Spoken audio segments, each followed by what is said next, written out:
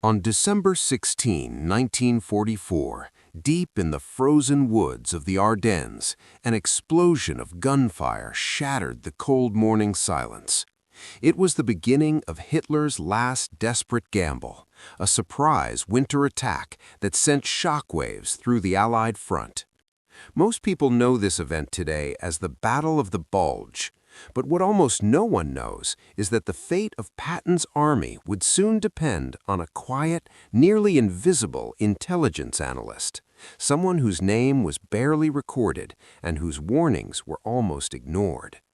How did one man see what generals, commanders, and political leaders could not? And how did this forgotten analyst stop the greatest German trap of World War II before it was too late? The answer to those questions begins here. On December 16, 1944, as snow drifted through the dark, tangled woods of the Ardennes, American soldiers were jolted awake by the thunderous roar of artillery. It was a brutal shock on what had been assumed to be a quiet sector, a place where weary divisions were sent to rest, reorganize, and prepare for winter. No one expected a major German attack here. The Allied High Command believed Hitler was collapsing, short on supplies, and incapable of mounting anything more than local defensive actions. But they were wrong, terrifyingly wrong. Through the eerie fog, tanks rolled forward under the black crosses of the Wehrmacht, their engines humming like distant thunder. German infantry stormed American outposts, shouting commands, firing rapid bursts that echoed through the snow-choked ravines. Communications lines snapped, units vanished, chaos rippled through the U.S. front. Within hours, one of the biggest intelligence failures of the war was unfolding.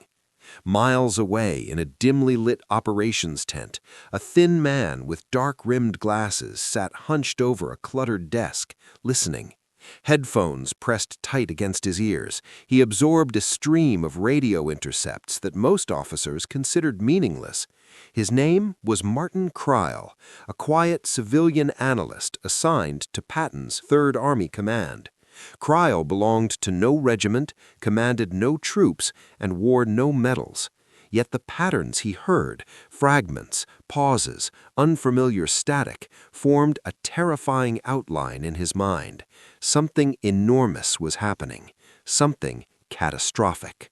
For weeks, Kreil had been tracking subtle changes in German radio traffic. Not messages, the Germans were using heavy encryption, but tone, signal repetition, call frequency, and dead air gaps. It was like listening to music through walls, understanding rhythm without hearing words. To him, the silence between transmissions spoke louder than any message. He could feel it. The Germans were planning something huge. But every time he presented his findings, senior officers dismissed him. They believed the Germans were finished. The war, they argued, was already decided. Why risk diverting resources based on signals no one else could interpret? Kreil had no command rank, no authority. He was, in the eyes of many, just a quiet man with charts and theories. Yet on the morning of December 16, everything changed. The first panicked radio reports describing German armor breaking through American lines matched precisely what Kreil had predicted: the direction, the timing, even the approximate force concentration.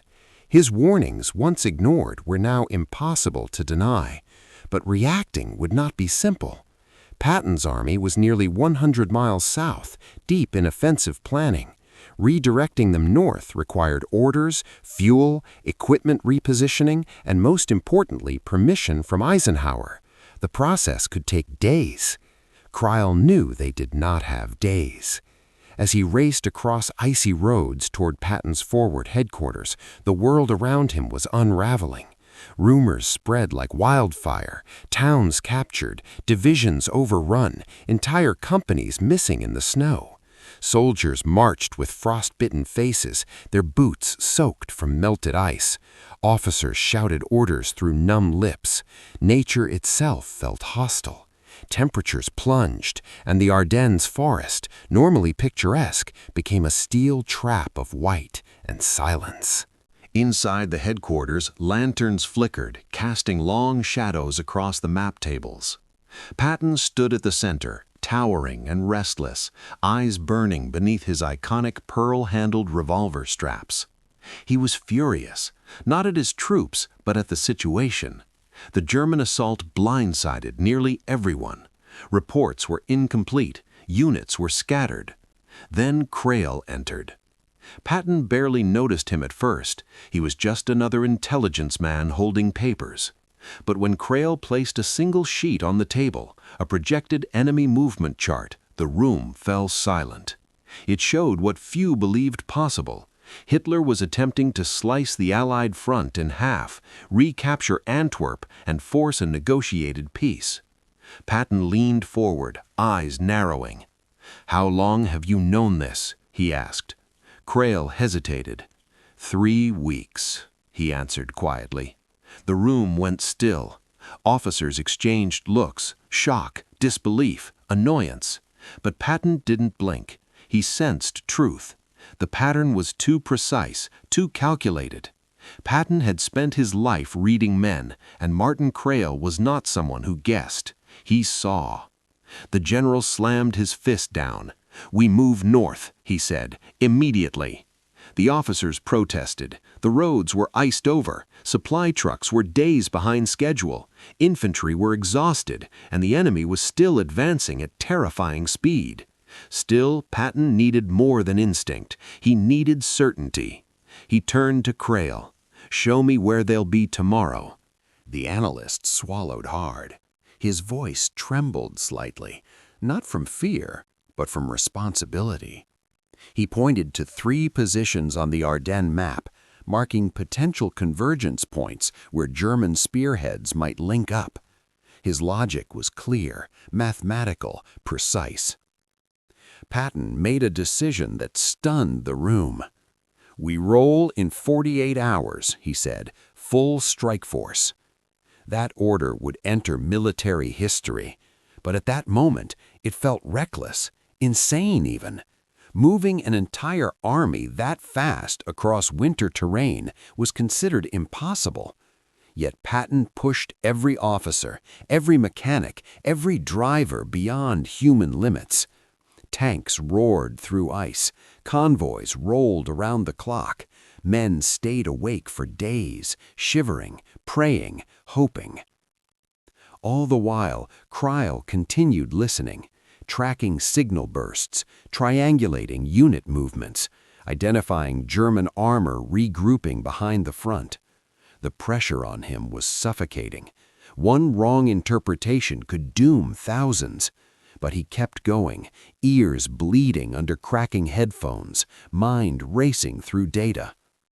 As night fell on December 18th, Crail made a chilling discovery. The Germans were planning a secondary encirclement strike, a hidden maneuver meant to trap Patton's advancing forces as they raced north. It was a deadly counter-ambush designed to crush the American relief attack before it began. Crail went pale. If Patton moved along the expected route, he would drive straight into the jaws of the trap. Picking up his notes, Crail sprinted across the command center. Snow pelted his face, wind howled. He reached Patton just as the final route orders were being drafted. "Stop the movement," he gasped. "The Germans know we're coming." Patton stared at him. "How the hell would they know that?" Crail pointed to his intercept logs. "They're repositioning armor to our approach vector. They're not trying to stop us. They're trying to destroy us." The room went silent. Patton studied his eyes, weighing a career of command against the word of one man. Then he tore the map from the table. "We change direction," he ordered, "immediately." That sudden shift, based on Crail's analysis, avoided a catastrophic ambush that could have annihilated thousands of American soldiers. But the battle was far from over. The German army was advancing faster, deeper, farther. American lines were collapsing, and though Patton's army was on the move, it still wasn't close enough to strike. By December 19th, casualties soared, villages burned, columns of American prisoners marched through snow, faces hollow beneath white frost. Fog covered the roads, slowing Allied armor. German panzer divisions captured towns like paper snapping in the wind. Yet amid the despair, Kreil remained calm. When asked how he could keep predicting the enemy so accurately, he said something that stunned the officers around him. "I don't listen for what they say," he whispered. "I listen for what they stop saying." Meanwhile, thousands of miles away in Germany, Hitler watched the offensive unfold with manic confidence. He believed Patton would react slowly, if at all. He underestimated the silent man behind the maps, the forgotten mind reading signals through static. By nightfall, Patton's tanks finally reached the northern sector. Engines idled in long lines, metal steaming in the frigid dark. Crews huddled in overcoats, exhausted. Machine guns gleamed beneath moonlight. Tank commanders whispered into radios, waiting. Patton stared north, then spoke softly. "We strike at dawn."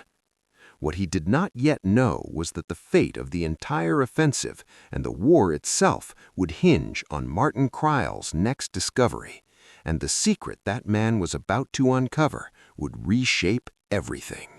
On December 20, 1944, before dawn broke upon the battered Ardennes, a thick white mist clung to the frozen ground like breath from an unseen beast. The world was silent, muffled under layers of snow and dread. In the pale, cold light, Patton's leading armor formations waited in poised stillness, engines rumbling low, their exhaust clouds hanging in the air. The men sat hunched inside their steel shells, gripping weapons, staring into darkness, knowing the moment daylight returned, history would shift again. The smell of fuel and oil mixed with winter air, and every man understood what was at stake. Either they would break through and relieve the surrounded American troops, or they would join them in destruction. Yet even now, with the offensive direction clear and Patton committed, the outcome was uncertain. The Germans held the terrain advantage. Their armored thrust threatened to snap open a vast hole in the Allied line. Cities were falling, and the most dangerous part of the front, the critical crossroads at Bastogne, had become a smoking island of resistance in an ocean of German steel. Inside a dim command trailer far behind the lines, Martin Kreil sat hunched over a set of radio intercept tables. His face looked older than it had 3 days earlier. Deep tension had taken its toll. He had barely slept and hardly eaten. Dark circles shadowed his eyes, and the static ringing in his ears never stopped.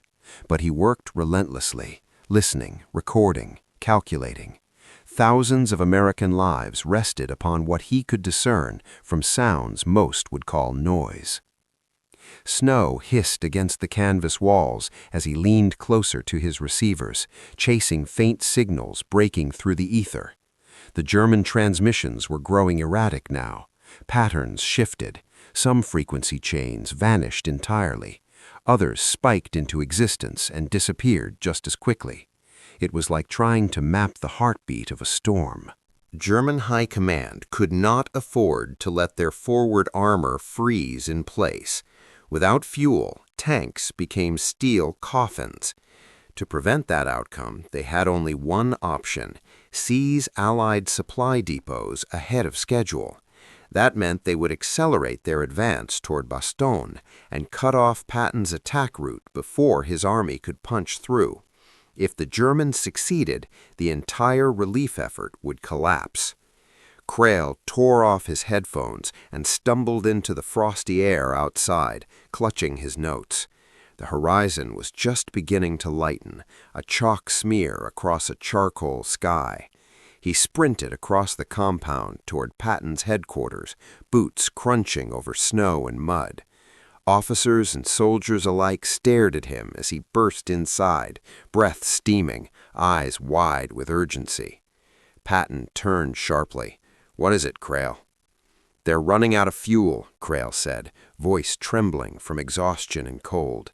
"If we don't move now, right now, they'll hit Bastogne with everything they have before losing mobility. They'll surround the town completely and destroy the defenders. We have hours, not days." The room fell silent. Officers leaned closer. The maps on the table glowed under lamplight, red arrows slashing across Belgium. Crail tapped 3 positions. "These units," he said, pointing to German panzer groups, "will converge by midday. If they seize the ridge here, they'll cut the relief route." Patton exhaled slowly, then nodded. Without a word, he stepped into the cold and climbed into his command vehicle. Engines roared awake across miles of Allied lines. Tank tracks clattered. Orders crackled through radios. Patton was gambling everything on speed and instinct and the quiet voice of a man few had heard of weeks ago. As the sun broke through the fog like a blade, American armor lunged forward across icy roads. Tanks skidded around hairpin bends. Men clung to turrets. Snow flared under treads. Artillery thundered across the valleys. Smoke from shell bursts drifted like ghostly curtains through the trees. German shells screamed from the hills, smashing against lead vehicles. Chunks of earth and metal erupted into the air. Soldiers dove into ditches, mud freezing to their uniforms. Tank hatches clanged shut like tomb doors. Machine guns rattled. The crackle of rifle fire echoed through frozen pines. Patton rode near the front, defying danger. Despite age and rank, he insisted on witnessing the fight unfolding. He was a man of energy, of movement, of aggression. But beneath his steel demeanor, he knew how fragile this advance was. Every mile they gained might cost dozens of lives. Every mistake might lose hundreds more. Through the battle's chaos, Crail remained at headquarters, listening. His job was not to fight, not to shoot, not to command. His job was to see. See the invisible, see the signals, see the danger before anyone else could. And now something new and strange was happening. German transmissions began to splinter. Some messages were frantic, fragmented, filled with static and tension. Others went silent entirely, vanishing into the cold air. Crail's pulse accelerated. He leaned in, adjusting dials, scribbling notes, trying to convert noise into meaning. Then he froze. He recognized the absence. The silence itself was an answer. The Germans were pulling back armor from the eastern flank, not because they were losing ground, but because they were repositioning for a massive counterattack from the west. They were trying to crush Patton's advancing spearhead before it could reach Bastogne. Crail felt ice in his veins. The Allies were running toward a trap again, a trap even deeper and more brutal than the first. If they pressed forward blindly, they would be cut in half. Their momentum would turn into catastrophe. But Crail did not hesitate.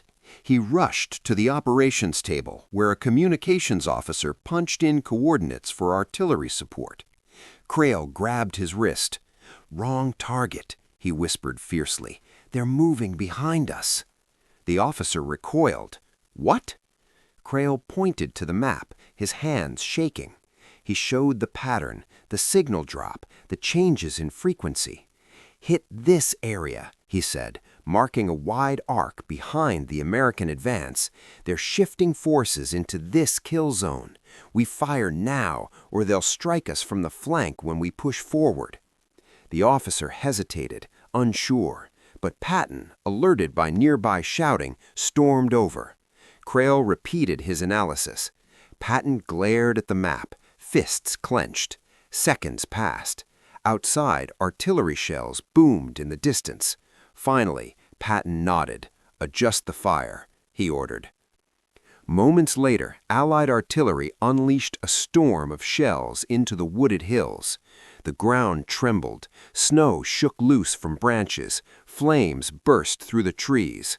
When the smoke cleared, scouts radioed in. The bombardment had smashed directly into a German armored staging area. Tank engines burned, fuel trucks exploded, columns fractured. The German flank attack, the one meant to roll over the U.S. advance, had been obliterated before it began. It was a miracle, but it was temporary. The battle roared on, hour after hour, mile after mile. American armor ground forward through icy mud. Infantry charged uphill through bursting shrapnel. Horsemen dragged wounded men through snow, their breath steaming, boots slipping on frozen ground. The air tasted of iron and smoke. Ammo belts hissed through machine guns until barrels glowed red. Then the guns jammed from freezing metal, and soldiers reloaded with numb, burning fingers. By evening, Patton's forces had advanced farther in a single winter day than most commanders believed physically possible. But the Germans were still fighting savagely. Mortar fire thundered, rifles cracked, men screamed orders through numb lips. And through it all, Bastogne remained under siege, surrounded, strangled, and running out of supplies. Inside the ruined town, American paratroopers huddled in basements and shattered storefronts, swearing they would hold the line to the last man. Snow blew through broken windows, stoves went cold, food dwindled, ammunition ran thin. The town's defenders were freezing, starving, exhausted, yet unbroken. They did not know Patton was coming, and Patton did not know if he would reach them in time. Night fell hard on December 20th. The wind howled, snowflakes whipped sideways through the darkness, stinging like needles. Headlights cut through the storm as Patton's spearhead rolled deeper into enemy territory. Radios crackled, men shivered beneath blankets, and somewhere behind the front line, Martin Crail sat alone in the dim glow of a lantern, headphones pressed to his ears, fighting sleep, fighting doubt. He had saved the army once, he had saved it twice, but he knew one more test lay ahead. Somewhere out there in the winter darkness, the Germans were planning a final move, the last chance to crush Patton before he reached the trapped men waiting in Bastogne, and Crail had to find it. Before the sun rose again, before the snow swallowed everything, before history turned. On December 21, 1944, before the first gray light of dawn broke through the heavy Ardennes sky, the world lay buried in ice and tension. Snow fell in fine, powdery sheets that blurred the horizon, coating vehicles and men alike in white frost. For Patton's advancing army, the night had been long, brutal, and relentless. Along the winding forest roads, tank crews slept hunched against frozen turrets, infantry huddled beneath tarps weighted down by snow, and medics crouched beside wounded men whose breath rose like faint steam in the dark. The smell of fuel, damp wool, and powder smoke saturated the still air. But even before the sun climbed over the tree line, a harsh truth became clear. The weather would not be the fiercest battle they faced today. The Germans were preparing something enormous, something final, something no one could yet see. Inside his radio tent, Martin Crail rubbed frost from the edges of his headphones and leaned close to the receiver. His fingertips trembled from exhaustion, and the muscles in his back ached from days hunched over code sheets, but his mind was sharper than ever. Static filled the tent like a storm. Strange bursts of radio chatter flickered through the noise, clicked commands, hurried confirmations, sudden silences. The German network structure was fraying, shrinking, collapsing, but not from chaos alone. Crail recognized the change. It was consolidation. He ran a pencil down a notepad, mapping time gaps, frequency changes, signal bursts. 2 chains of transmissions vanished entirely after sunrise. One new frequency pulsed high and fast, a sign of emergency coordination. Cryle's heart hammered. The enemy was massing for one last devastating thrust, and not anywhere along the line, but precisely where Patton's armored spearhead was thinnest. He tore off his headphones and raced out into the frigid air. The wind ripped at his coat, snow stung his face. He sprinted through mud and slush toward Patton's headquarters, breaths sharp and visible. When he burst into the command tent, officers turned in surprise. Patton stood over a map, surrounded by aides, his face etched with fatigue and determination. "They're concentrating armor," Cryle gasped, slamming his notes onto the table. "They're collapsing their flank positions and transferring every mobile unit they have left. Tanks, artillery, infantry, all funneling here." He stabbed a pencil point against a narrow strip of forest. "If they break through this corridor, they'll cut our lead columns off from the rear. They can destroy us before noon." Patton studied the map, jaw clenched. "You're sure?" "Yes," Cryle breathed. "This is their last chance, and it's already moving." The tent filled with tension. Outside, engines roared to life. Tank commanders barked orders. Snow flurries swirled in spinning headlights. Patton moved swiftly, issuing revised directives to reposition elements of his lead divisions.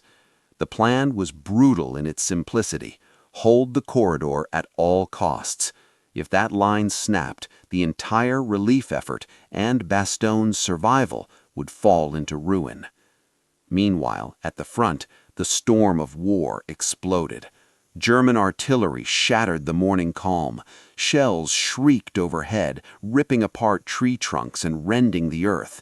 Snow blast melted into mud. Men dove for cover as shock waves rippled through the ground. Tank crews scrambled into their vehicles, hands slipping on steel slick from frost. Engines thundered. Machine guns rattled urgently. The German assault punched through the tree line like a hammer. Dozens of tanks rolled forward, turrets swiveling, barrels spitting fire. Infantry poured behind them, shouting orders through the roar of engines and artillery. The American line buckled. Soldiers staggered backward under the shock of explosion after explosion, their rifles chattering desperately. Exhausted medics dragged the wounded through smoke. Officers yelled for counterfire. Back at headquarters, Cryle listened to the tactical radio network crackle with chaos. Calls for reinforcements collided with screams for artillery cover. Positions shifted, units faltered. He felt helpless, trapped behind maps and radios, knowing men were dying while he listened to the signals of their struggle. But then, a new thought pierced his fatigue. He leaned forward, adjusting the receiver dial, narrowing the frequency filter. Among the German transmissions, beneath the static and combustion, he heard a faint, repeated signal, almost like a metronome. It wasn't a call for attack. It was a timing code, a countdown. Cryle's pulse quickened. The Germans were coordinating a second-phase assault, timed down to the minute. They were waiting for the right moment to split their armored push, hitting the corridor from both ends, a pincer designed to crush Patton's line like bone under iron. If that happened, nothing would reach Bastogne. He burst from the tent again, racing to find Patton. This time he wasn't alone. 2 officers followed with questions tumbling from their lips, but Cryle didn't slow. He found Patton at the edge of the rear staging area, perched atop a hill overlooking miles of armored vehicles sprawled across the frozen landscape. The roar of battle echoed faintly in the distance. Cryle thrust his notes forward. "They're going to hit us twice," he said urgently. "One push now, another within the hour. They're masking artillery in the forest to the west. If we don't reposition fast, they'll crush the corridor from the flank." Patton looked at Crile, snow catching in the creases of his greatcoat. The general's eyes were cold and alive, the eyes of a man used to the razor's edge of war. "You're telling me they'll trap us?" he said softly. "Yes." Patton nodded once, decisively. He swung toward his operations officer. "Shift the reserves," he ordered. "Move field artillery west, tank destroyers to the ridge, and tell the 4th Armored their flanks must hold." The order rippled across the battlefield. Vehicles groaned and churned through slush and snow. Tank destroyers sped across icy passes, tracks biting hard against terrain. Artillery units unhitched guns and rolled them into new positions beneath skeletal trees. Infantry squads dug along ridges, breath curling into the cold air. Seconds later, the German second wave arrived. The forest erupted in flame as hidden artillery unleashed a storm of shells. Explosions tore through the ridge. Men screamed and fell. Vehicles flipped. Machine gun nests vanished beneath clouds of dirt and fire. German tanks surged from the tree line, firing as they advanced. For a moment, the American flank buckled. Lines shuddered and wavered. But then Patton's redirected artillery answered with thunder. Rows of howitzers fired in perfect succession, turning the western forest into a maelstrom of smoke and shattered armor. Enemy tanks exploded in bursts of flame. Infantry stumbled under the rain of steel. The pincer faltered, then shattered. At headquarters, Crile listened as German transmissions disintegrated into confusion. The timing signals ceased. Some units fell silent entirely. Others scrambled, retreating into broken bursts of code. The enemy thrust had been blunted. Crile knew then that the corridor would hold. But the battle was far from done. Through the afternoon, men fought yard by yard across the freezing hills. Shell fire thundered through valleys. Rifle barrels steamed in cold hands. Tanks roared through drifting snow, engines straining, tracks grinding across ice. The air smelled of diesel, gunpowder, and blood. The sky stayed low and gray, compressing sound and fear and cold into a single breathless field of war. And finally, as daylight ebbed away, Patton's scouts radioed the words everyone had been waiting for. They could see Bastogne. Smoke curled above the town's shattered rooflines. Burned-out vehicles littered the roads. Dead trees stood in splintered silhouettes. But the American defenders still held the ground, refusing surrender, clinging to hope like frost to stone. Inside Bastogne, paratroopers braced for another night of hell. Ammunition was nearly gone. Medical supplies had run dry. Men crouched in cellars, wrapped in blankets, whispering prayers through chattering teeth. But then, faint at first, then unmistakable, came the rumble of engines. American tanks. Patton's tanks. The relief column had arrived.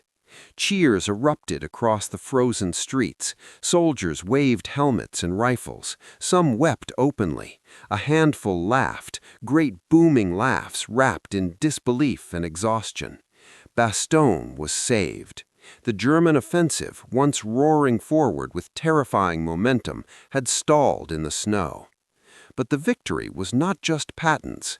Behind the armored thunder, behind the shouts and gunfire and steel, was the work of a quiet man whose face most of those soldiers would never see. When Patton's officers returned to headquarters, exhilarated and exhausted, they found Martin Crile still seated at his radio table, headphones around his neck, gaze unfocused with fatigue. He had heard the transmission confirming contact with Bastogne's defenders and allowed himself the smallest smile. Patton approached him. A long moment passed between them. Then the general spoke quietly. "You saved us. You saved a lot of men today." Crile looked surprised. "I only listened," he replied softly. Patton shook his head. "No, you heard what the rest of us missed." Snow blew in through the open flap of the tent. Outside, the horizon glowed faintly with the orange embers of dying battle. Allied forces secured the roads leading into Bastogne, pushing German units back into the forest. The offensive rumbled on for weeks, but never again with the fury of those first terrible days. Hitler's final gamble had failed, and history would remember the Battle of the Bulge as the beginning of the end for Nazi Germany. But history would not remember the quiet man with headphones. Martin Crail returned home after the war. His name faded into the footnotes of intelligence archives. He gave no speeches, wrote no memoirs, collected no fame. He lived quietly, the echoes of radio static lingering only in his memories. What few knew, what fewer still ever understood, was that the greatest victories in war are not always won by those who charge forward with weapons, but sometimes by those who sit in silence, listening for the sounds beneath the noise. And now you know the secret the world forgot. You asked at the beginning, how did one quiet analyst save Patton's army from disaster during Hitler's last gamble? When Patton's officers returned to headquarters, exhilarated and exhausted, they found Martin Crail still seated at his radio table, headphones around his neck, gaze unfocused with fatigue. He had heard the transmission confirming contact with Bastogne's defenders and allowed himself the smallest smile. Patton approached him. A long moment passed between them. Then the general spoke quietly. "You saved us," he said. "You saved a lot of men today." Crail looked surprised. "I only listened," he replied softly. Patton shook his head. "No, you heard what the rest of us missed." Snow blew in through the open flap of the tent. Outside, the horizon glowed faintly with the orange embers of dying battle. Allied forces secured the roads leading into Bastogne, pushing German units back into the forest. The offensive rumbled on for weeks, but never again with the fury of those first terrible days. Hitler's final gamble had failed, and history would remember the Battle of the Bulge as the beginning of the end for Nazi Germany. But history would not remember the quiet man with headphones. Martin Crail returned home after the war. His name faded into the footnotes of intelligence archives. He gave no speeches, wrote no memoirs, collected no fame. He lived quietly, the echoes of radio static lingering only in his memories. What few knew, what fewer still ever understood, was that the greatest victories in war are not always won by those who charge forward with weapons, but sometimes by those who sit in silence, listening for the sounds beneath the noise. And now you know the secret the world forgot.